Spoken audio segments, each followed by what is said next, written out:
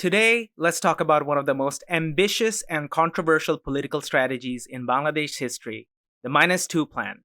Back in 2007, the caretaker government, backed by the military, introduced this strategy with one goal: remove the two most influential leaders, Sheikh Hasina and Khaleda. The idea was simple but drastic. They thought that without these two figures, the country's political climate will finally cool down. The caretaker government aimed to reset the system. First, they banned Sheikh Hasina from returning to Bangladesh from USA, and then they started pressuring Khaleda to leave for Saudi Arabia.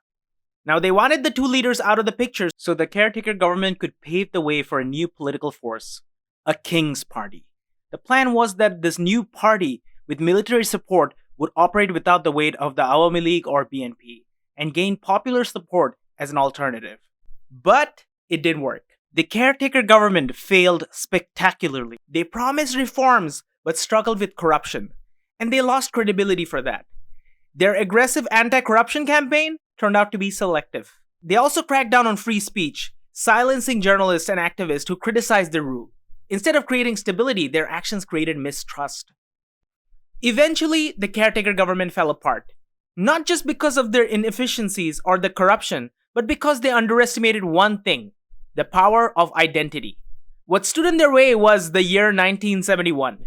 Removing BNP and Awami League would mean erasing the legacies of Sheikh Mujibur Rahman and Ziaur Rahman. And that's no easy task, because 1971's legacy and importance was in the heart and soul of Bangladesh. It's a legacy that a king's party couldn't ever erase.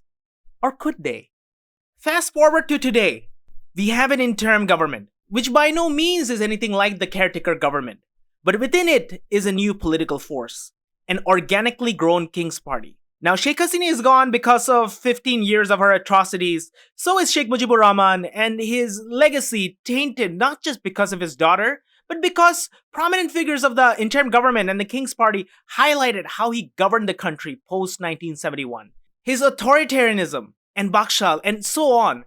They went on to say he can't ever be a founding father, much less a father of the nation. So that's -1.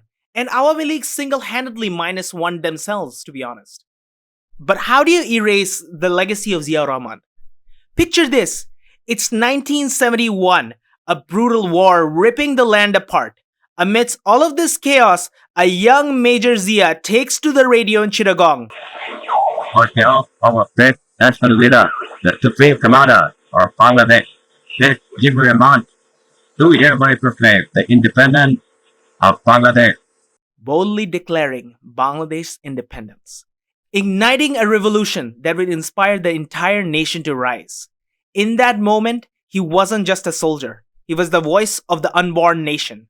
How do you erase his proclamation of independence? How do you -1 BNP? Well, technically the interim government could, if they listened to the demands of the anti-discrimination student movement and the Jatiyo Nagarik Committee. Their call for a new proclamation of the Republic would shatter the very political foundation rooted in 1971 and clear the path for the King's Party to redefine Bangladesh's political identity. So, is this the end of an era? For now, the interim government hasn't shown much interest. They even dismissed the -2 strategy as exaggerated. But only time will tell. Until next time.